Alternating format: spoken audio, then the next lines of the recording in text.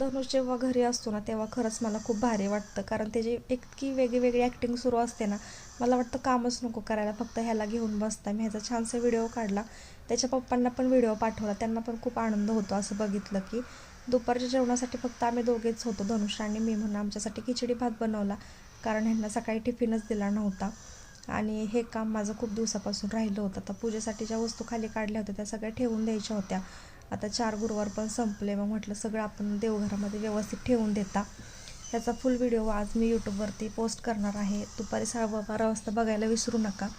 Drawer वगैरे clean करून घेतले, आणि हा ड्रॉवर तर मी काढताना काढला, पण बसवताना माझ्याकडून व्यवस्थित बसतच नव्हता. किती प्रयत्न केले तेव्हा तो माझ्याकडून बसला. युनिटमधले बाकीचे जे ड्रॉवर होते ते पण क्लीन करून घेतले, आणि पूजेचं सामान ठेवताना मला हा छोटासा दिवा सापडला. मग मी तुळशीजवळ लावला. आता म्हटलं रोज तुळशीजवळ दिवा लावायचा. आमची मशीन खूप दिवसापासून बंद होती, म्हणून